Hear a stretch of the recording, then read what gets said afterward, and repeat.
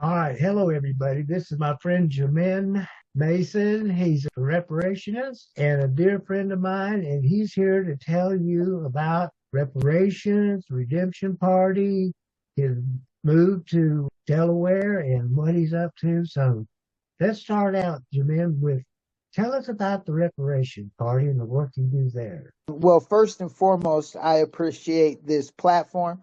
I appreciate you giving me space to speak my mind, speak my truth to the masses. I am a bona fide reparationist out of Washington State. We actually got the first lineage based legislated actually into law through an appropriations bill. It's called the Charles Mitchell and George Washington Carver study. It's an appropriations bill. We got that passed in Washington State, specifying lineage based reparations, a study to be implemented specifically for the people who built this country with slave labor.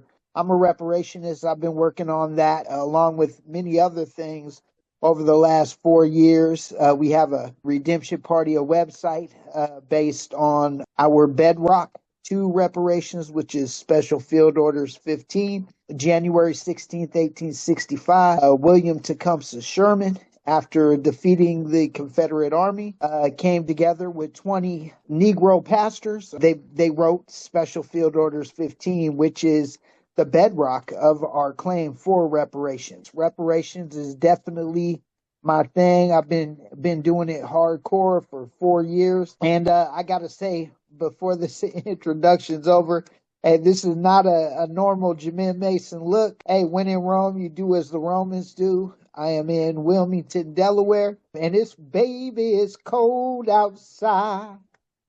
You spent the last 4 years working in Washington State. You just made a big move to Delaware. You want to tell us about that? We were our people, the American Negro, Black American, freedmen, however you choose to self identify. Our people are 13% of the constituency there in Washington State.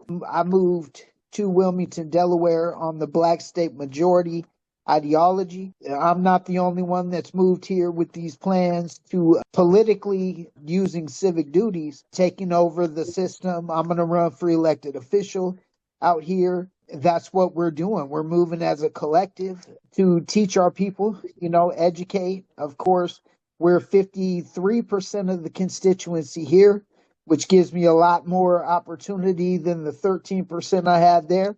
In Washington, there was about seven of us that were like myself, just diehards. Shout out to AR 1870. American Renewal 1870 is an amazing group that I have joined myself and am doing a lot of work with. But, we want to educate and uplift our people and show them, hey, if I can do this in a wheelchair, so can you. And it's time for Americans to stand up for America. If there's ever been a time, the time is now. Now you're going to be running on the Redemption Party. You want to tell us about the Redemption Party?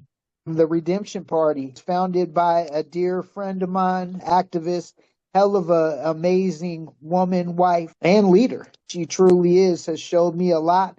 Her name is Dr. Ashaki Nichols. She is the founder of the Redemption Party. There are actually sitting elected officials, I believe, on the city council. I want to say Indiana is where they're at. We have sitting elected officials right now doing the bids of the Redemption Party. Now, there is a clause to signing on to the Redemption Party, but Americans first. And that being said, chronologically, the American Negro is up to bat for Special Field Orders 15. So you sign on in support of this American first ideology, and then the everything else, it's Americans first all the way through. You mentioned something about a wheelchair. Now, I know that you have a disability and you want to run for political office. And one of the things you want to discuss when you're in political power is something about that fix of how we treat people with disabilities. Because you had a rough time when you first got there, didn't you? Thank you for bringing that up. In the airport, being in a wheelchair, electronic scooter is what I'm actually And thank goodness it was able to be fixed and I'm back in it so I can be mobile. Having to articulate myself, or the person that I got for help didn't speak good English. And I understand that there's barriers for a person in my position. Having a language barrier on top of that really complicates things. A urinal got built on my property, and so I'm super sensitive to any bodily fluids or anything like that. And so I pretty much blew a gasket in a way and ended up getting stuck on the toilet, and just literally I had an MS, kind of a flare up, and ended up falling, hit my head. It was a crazy scenario, but it was all due to the circumstances that I had to go through in this airport, whether it was language barriers or ADA accessibility options that weren't there. They weren't, it's a big difference between Washington State, where, is very liberal, very open to people with disabilities. And you've come out here, and I saw real quick, you ain't in Kansas no more. Actually trying to bring a class action lawsuit up about that, because I believe that all 50 states should represent ADA and people with disabilities in the same fashion. If the bar is at this level in Washington State, guess what?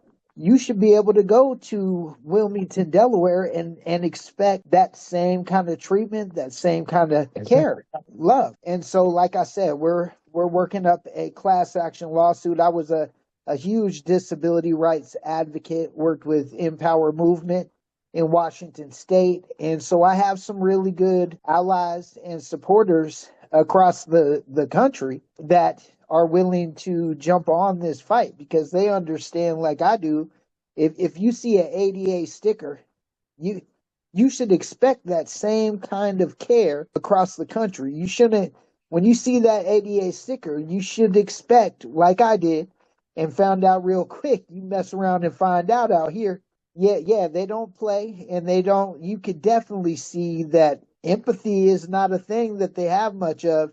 And if you are the least of these, they treat you like that. So yeah, I'm definitely pushing that. That's the bigger picture, a class action lawsuit for people like myself. And so you want to run for political office and get some power. Tell us about that. The ideology is the black state majority ideology. That's a book.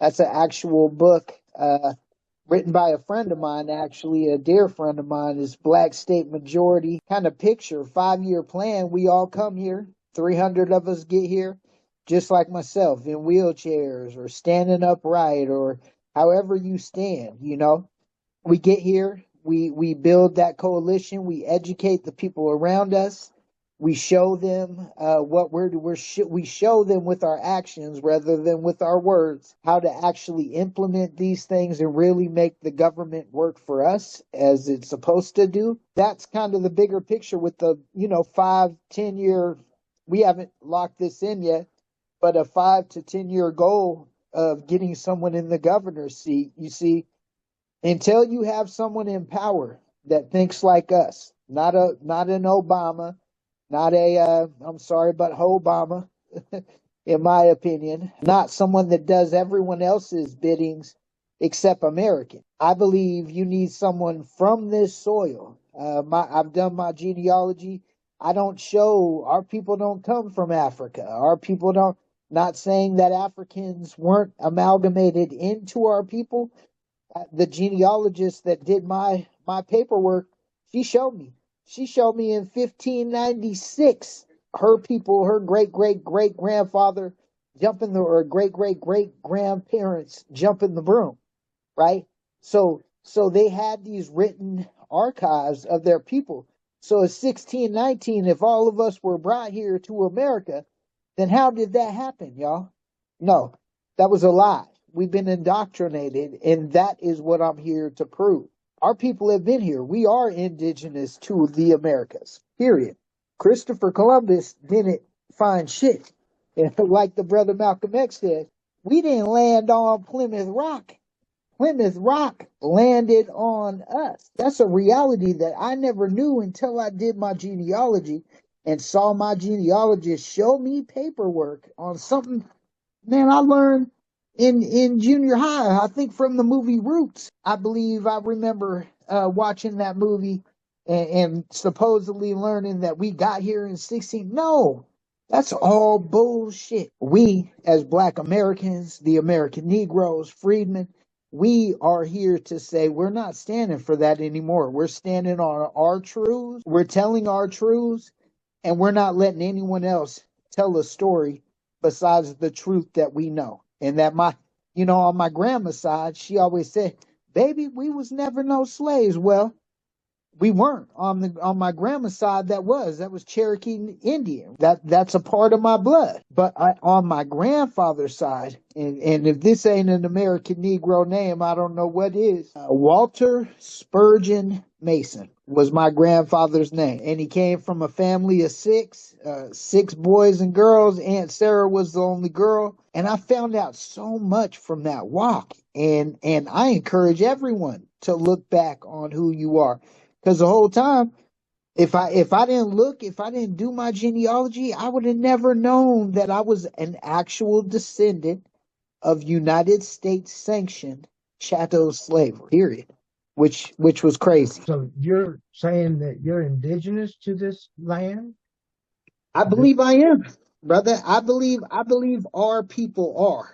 Now I haven't went. I made it to 18. I believe my records go to 1836 is as far back that I know. I believe that they lied to us all. Now I haven't been back far enough. I can't stand on the amazing hill that my sister Chitachi from Sister Chitachi who helped walk me through Keo and Chitachi. Both of them helped me walk through. I know Keo was the one that really walked me through the situation, but the sister that I had first went through, she showed me her paperwork goes back to the 1500s. They didn't have pictures and stuff like that back then, but they're written logs of who they are, the people that have been there. They've been in South Carolina, but at least 1596. What does that say to you, Brother TC? What do you think of that? I think that's new information for me, and it's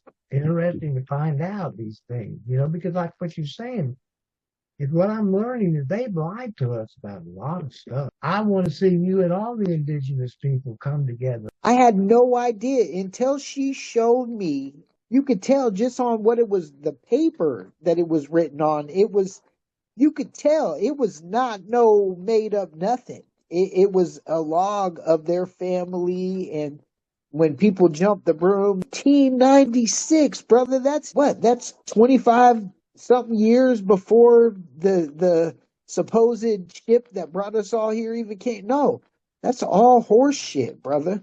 You got your people right there with you. Our people are the people that support us. You are my people. Anyone that would scratch my back just like I would scratch his if the roles was reversed, those are my people. Don't ever think there's a wedge between us. You're my brother. Period. Without a doubt. Our skin tones are different, but you are my kindred brother. Period. So don't ever think nothing like that. I need to stand up for people that have never been stood up for. Always been pushed to the back of the bus, brother. That our time is now. You were like a beacon of light to me. As soon as I saw you, I said, oh yeah, that ain't. Normally I'm gonna tell you the truth. I'm gonna tell you as being a reparationist for the last four. Well, you met me when I wasn't even a reparationist yet. I was still for all people. I mean, Right. I still don't get it twisted. I still am for all people, and I'm against all oppressors. But I also think that chronologically speaking, we're next up to bat, and we've never been taken care of. As Americans, let's do this together, right? Today, I stand on a different square. 4 years ago, I was pushing Medicare for all, disability right, prisoners right, being an old knucklehead myself. You can't tell from the Russian attire. Right? I have always fought against the system, but until the George Floyd protest in Seattle in 2020, I couldn't make it, but my whole church did. And my little nephew and his dad, they went there to meet up with the church. They were across the road. Well, if you look it up, Josiah is my little cousin's name. He got sprayed in the face by a grown man. He was 7 years old.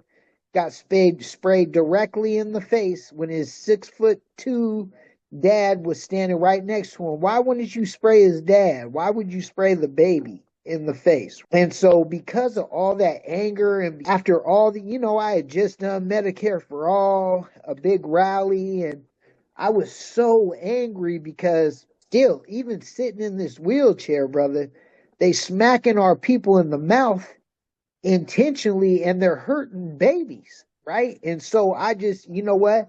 I threw everything else off. Not that I don't care, not that I became heartless, none of that. I did it because the people who have always been hurt in America are the people who built the blueprint to this whole country. We were the financiers of this country. Without our slave labor, we could have never seceded from the British crown. We would have never had the wicks in the candles to say, oneth by land, twoeth by sea, if it wasn't for our slave labor. It couldn't have happened, which means we wouldn't, without our economic stimulus to this country and being able to buy all of those guns and ammunitions and all of those things to protect America, if it wasn't for our slave labor, we could have never seceded from the crown. We could have never been anything but the 13th colony. That's what I'm saying, brother. And until Americans across the board agree, understand, and stand firmly behind that, America can never be great. It can never be great. So let's make America great for the first time ever. Well, let's make it whole, and let's make it work for all of us. You can follow me anyway. I don't know if it's going to be, I hope it's not. I got a campaign team and all these people pulling for me and working with me to make it happen. I hope it's just a little city hall, maybe dog catcher. Maybe they'll give me a nice little scooter, a souped up scooter. I don't see myself going Congress or Senate. And really, I've always hated elected officials. Really, I've always hated political people who sit in political power because they always shit on we the people. But that's what we need to. That's what all people need to take, especially if you're sitting down with a disability like myself. What else do we got to do, y'all? I mean, you can sit there and wither away if you want to, but why not fight like hell? Why not fight like hell until you can't, right? That was my thought, and I encourage all of us to do it until we the people stand up. These people in that 1%, they're gonna continue squeezing blood from turnips. That's it. Why? Because that's all they know how to do. They're oligarchic. That's the point. Ain't that right, TC? I'm remembering when I first saw you, I saw the live, and we were you were common and friends, and so I didn't even have any idea that you had a disability. You were so positive and so full of life and vigor and just showing up big. And I think that you're a good spokesperson for people with disabilities, how they can still continue to have a good life if they choose it. If living is worth living, I want to take every moment that I can to be the fighter that I will always be and have always been. I used to do it from, standing on the back of my heels, but today I can't do that. So I do that with my mouthpiece, the way I articulate, and the circumstances that many Americans have seen, but just don't have the time to think about. They keep us so busy working and paying bills and confused, paying rent, paying this, paying that. They keep us so twisted that we can't say, damn, what's going on with old Susie down the street? Why are they coming over to our house at 5 in the, well, probably because there's something bad going on. But you don't got time to think about that because you got to work in the morning. It's by design, brother TC, and it's working brilliantly. These bastards have literally pulled the wool over America's eyes, and until people like you and I say it out loud, no one's going to get it. Well, they may never get it, but they will learn to live differently because we're going to have to. I was watching this man talk about 2026, and he's saying that it's a year of transformation, and we'll either get it, or if we don't, we're going to go extinct. So let's get it. You sure right, because if not, Make we that hey, change. we had heading to hell in a handbasket. We don't do it if we don't figure it out. For more information, you can find Dat Negro Jammin is my handle on Twitter, on Instagram, on TikTok, on all of the social platforms you can find me on. But my real name, most high given name, is Jamin Mason. Again, Dat Negro Jammin is my tag name, but I encourage you to look up www.americanunionreparations.com. That is where all the information for Special Field Orders 15 can be found. All the intricate details of what we are owed and why and how that will help all Americans today can be found at that website. I'm also a huge advocate for disability rights. As a person dealing with multiple sclerosis, I work with Empower Movement out of Washington State, about to be national and have its first cohort in Wilmington, Delaware, where I'm at, to uplift our people across the country. You can also find me working with Washington Equity Now Alliance, which is a Washington State based group, and the Most High is smiling on us. I have a Cash App, of course. You need money to do these things and be a vigilant fighter for the people. You know, I have a dot card which has all my social media platforms, and so please reach out. Again, Dat Negro Jammin is the stage name. Jamin Mason is my God given name. And Brother TC, I appreciate you so much for setting up this awesome meeting of the minds to get the truth out there so the people can hear. And I'll land right there. Thank you, brother. Shout out to Stay Bridge, Suites 4, setting the stage, Wilmington, Delaware, downtown.